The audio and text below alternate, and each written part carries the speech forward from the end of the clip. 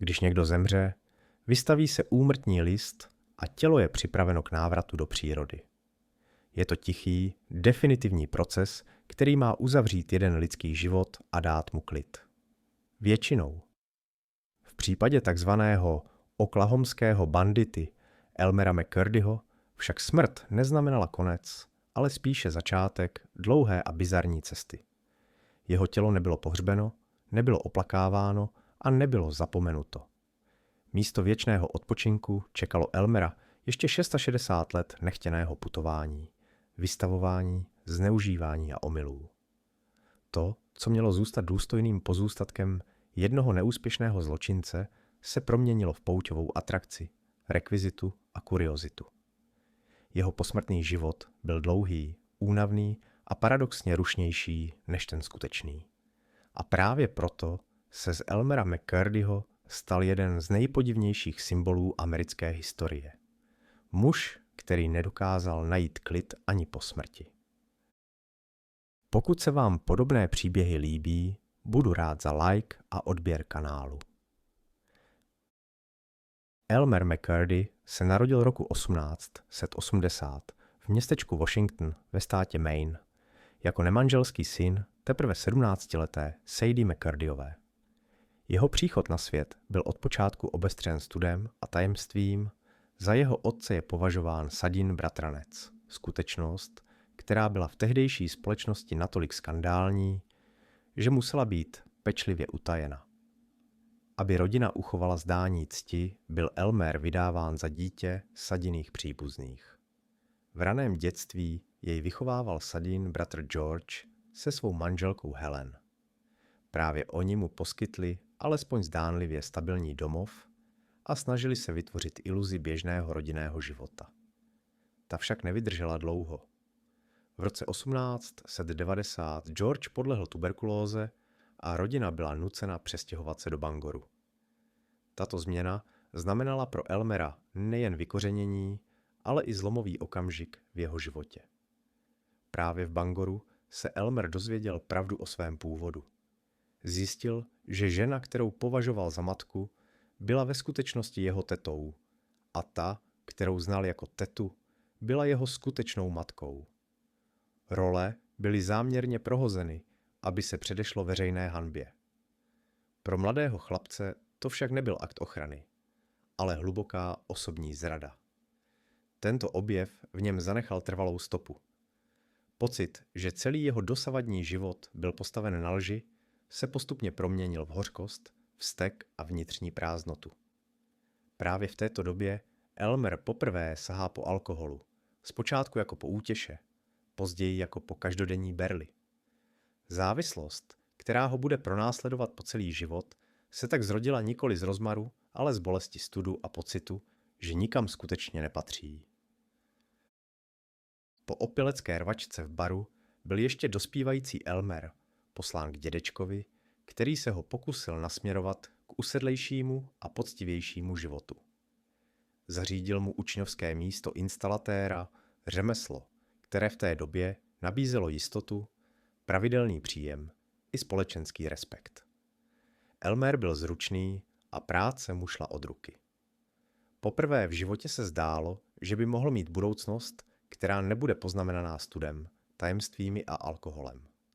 Jenže stabilita, kterou mu dědeček poskytl, byla křehká. Na přelomu století zasáhl zemi hospodářský útlum a Elmer zároveň přišel o dvě poslední jistoty svého života. Nejprve zemřela jeho matka, krátce poté i dědeček, muž, který byl jedinou skutečnou autoritou, jakou kdy respektoval. Bez rodiny, bez pevného zázemí a bez důvodu zůstávat na jednom místě se Elmer rozhodl odejít. Vydal se na cestu, která ho zavedla podél východního pobřeží Spojených států. Bral příležitostné práce, přespával, kde se dalo a postupně se přesouval dál a dál. Nakonec zamířil na západ, směrem k místům, kde se stále šeptalo o příležitostech, svobodě a nových začátcích. Je pravděpodobné, že většinu této cesty absolvoval naskakováním na nákladní vlaky, spolu s dalšími tuláky, dělníky a muži bez domova, kteří doufali, že za obzorem najdou lepší život. Elmer si brzy dokázal vybudovat nový život v městečku Iola v Kansasu, ovšem opět pod jedním z mnoha falešných jmen, mimo jiné vystupoval jako Frank Curtis. Do města přišel příliš pozdě na to, aby zbohatl během plynového boomu, který oblast krátce předtím proměnil v centrum rychlého zisku. Přesto se dokázal uživit. Jako instalatér měl stálou práci a pomalu začal zapouštět kořeny, jakých se mu dosud nikdy nedostalo. Po dobu téměř 2 let působil Elmer jako poměrně spořádaný a nenápadný člen maloměstské společnosti. Vstoupil do sboru dobrovolných hasičů i do místního odborového svazu, pravidelně se účastnil schůzí a postupně si získával důvěru lidí kolem sebe. Dokonce se seznámil s dcerou váženého obchodníka, vztah, který naznačoval, že by mohl konečně vést klidný a respektovaný život. Jenže minulost a slabosti, které si Elmer nesl s sebou, nebylo možné umlčet navždy. Alkohol, jeho celoživotní společník, se znovu přihlásil o slovo. Při jedné opilecké noci Elmer v opilosti prozradil spolupracovníkovi své pravé jméno a v návalu machrování se chlubil tím, že v jiném státě zabil muže při rvačce v baru. Slova, která měla zapůsobit, se však obrátila proti němu. Zpráva se rychle donesla až k jeho nadřízenému. Když byl Elmer konfrontován, přiznal svou skutečnou identitu, ale údajnou vraždu popřel. Tvrdil, že si vše vymyslel pod vlivem alkoholu. Jeho šéf mu však nedokázal odpustit ani lež, ani ztrátu důvěry. Elmer byl okamžitě propuštěn. Tímto okamžikem si Elmer McCurdy s největší pravděpodobností sám zničil jedinou skutečnou šanci na normální život. Šanci, která se mu už nikdy znovu nenaskytla. Nejprve bastard, poté sirotek. Drsný, ošlehaný muž z lahví whisky vždy po ruce a s původem, o němž se raději nemluvilo, by se býval dokonale hodil do raných dob divokého západu. Do časů pistolníků, prérijní spravedlnosti a mužů, kteří si brali, co chtěli, protože zákon byl daleko. Jenže Elmer McCurdy se narodil příliš pozdě. Západ už nebyl divoký, alespoň ne tak, jak si ho představoval. Éra, do níž patřil, znala lokomotivy, které propojovaly kontinent, vnitřní vodovody, elektřinu a rachotící Fordky Model T. Legendy jako Jesse James a Billy the Kid byly dávno mrtvé a hranice, kdysi symbolem svobody a násilí, se změnila v nostalgickou vzpomínku. Svět se civilizoval a pro muže, jako byl Elmer, v něm bylo čím dál méně místa. Putoval dál, dokud se nakonec neusadil v Carterville ve státě Missouri, městě obklopeném doly a šachtami, kde se práce nabízela těm, kteří neměli mnoho na výběr. Elmer zde našel zaměstnání v dolech a každý den se stupoval hluboko pod zem, do temných, vlhkých a prachem nasáklých prostor. Byla to práce brutální, jednotvárná a nelítostná. Jemný křemičitý prach se mu s každým nádechem usazoval v plicích.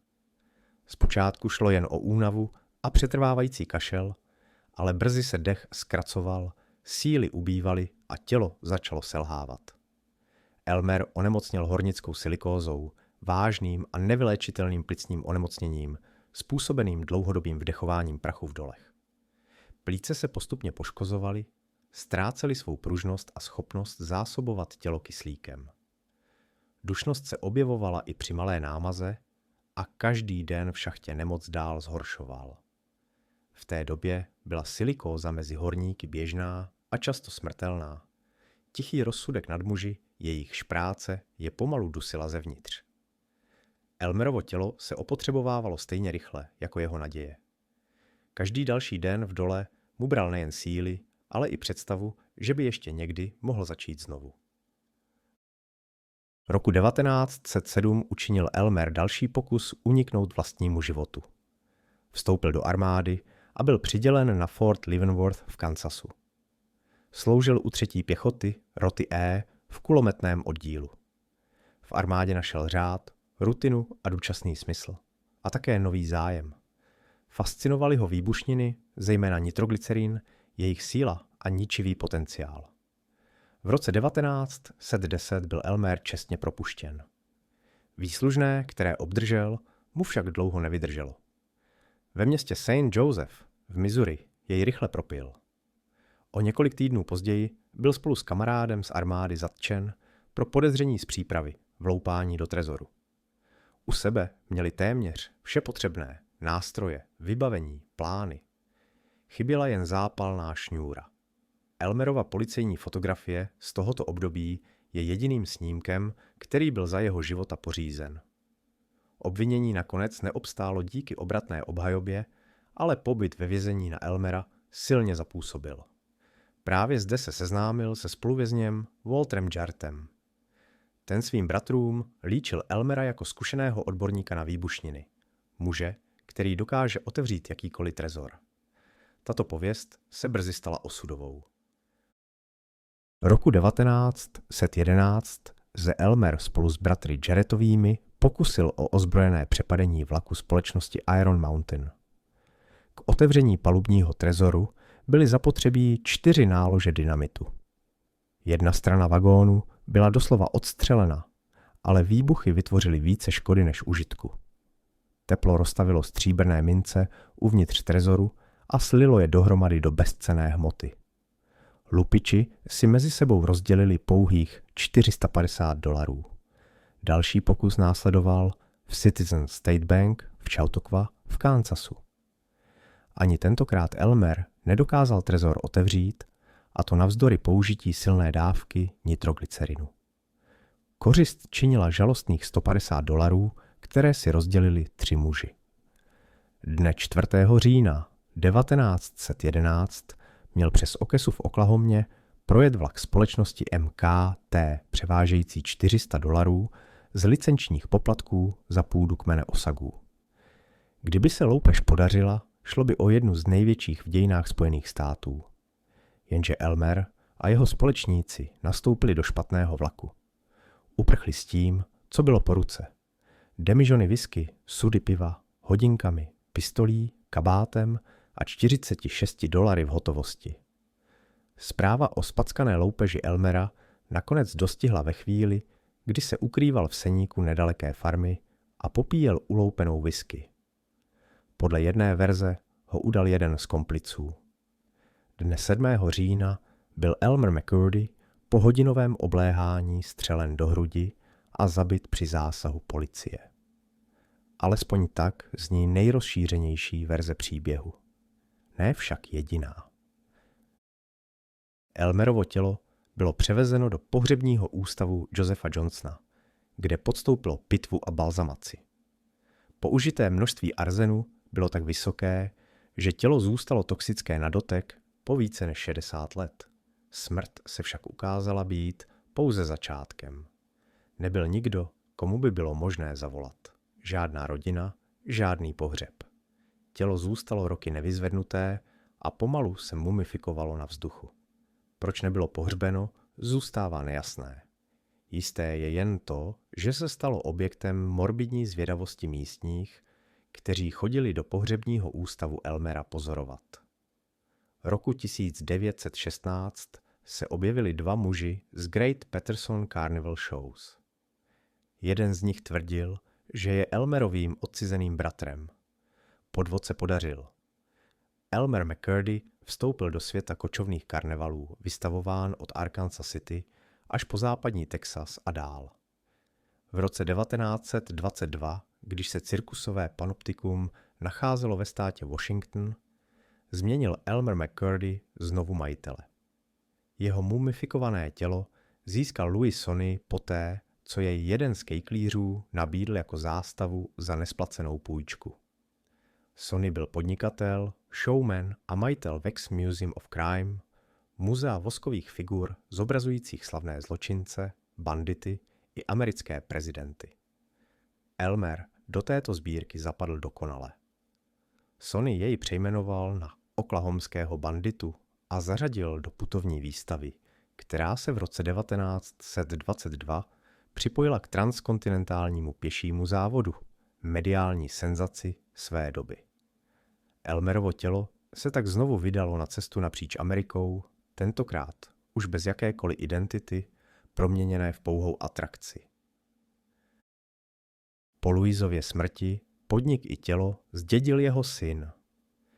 V 60. letech došlo ke sloučení Sony Amusement Enterprises s firmou Entertainment Ventures Incorporated.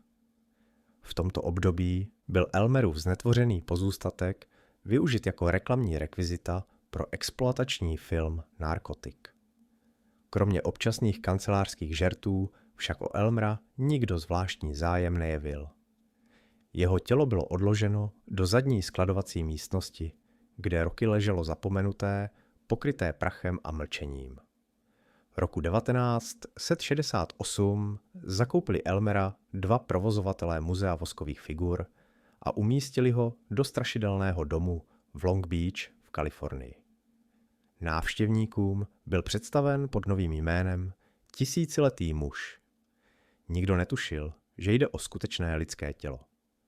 Když byl strašidelný dům v roce 1972 uzavřen, Elmer, považovaný za figurínu, skončil v elektrikářské skříni společnosti Long Beach Amusement Company.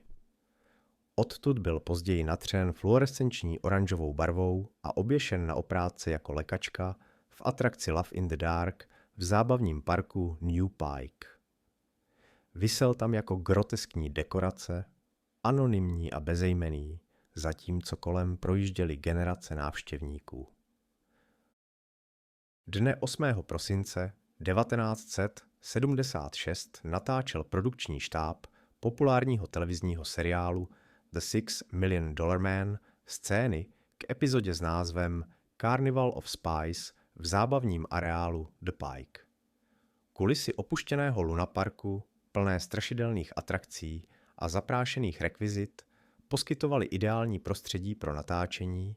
Během příprav jedné ze scén se rekvizitář pokusil přesunout objekt, který byl po léta považován za obyčejnou voskovou figurínu. Visela na šibenici jako součást strašidelné atrakce a nikdo o ní nepochyboval. Ve chvíli, kdy s ní bylo pohnuto, však došlo k nečekané události. Figuríně se ulomila paže. Místo dutého vnitřku nebo drátěné konstrukce se objevilo něco, co do světa filmových rekvizit nepatřilo. Z ulomeného ramene vyčnívala lidská kost a zbytky svalové tkáně. Natáčení se okamžitě zastavilo. To, co mělo být pouhou dekorací, se náhle proměnilo v mrazivé odhalení. Figurína nebyla figurínou, šlo o skutečné mumifikované lidské tělo. Tento okamžik odstartoval vyšetřování, které nakonec odhalilo jednu z nejbizarnějších kapitol americké kriminalistiky. Uvnitř Elmerova skamenělých úst se našel měděný cent z roku 1927 a vstupenka do Sonyho muzea zločinu. Analýza tkání ukázala, že v době smrti trpěl zápalem plic, tuberkulózou a trichinelózou. Zdravotní stav, který vážně zpochybňoval, zda byl vůbec fyzicky schopen účastnit se vlakové loupeže, jež měla údajně vést k jeho smrti. V dubnu roku 1977 byl Elmer McCurdy po více než 60 letech konečně identifikován a převezen do Guthrie v Oklahomě.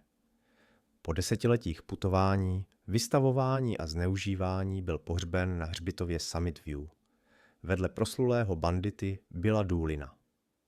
Jeho hrob byl zalit silnou betonovou deskou, aby se zabránilo tomu, že by se jeho tělo ještě někdy stalo atrakcí.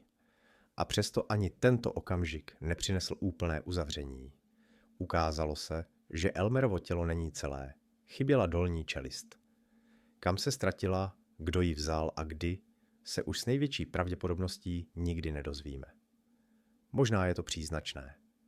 Elmer McCurdy byl celý život mužem, který nikam nepatřil a ani po smrti se zcela nedočkal klidu.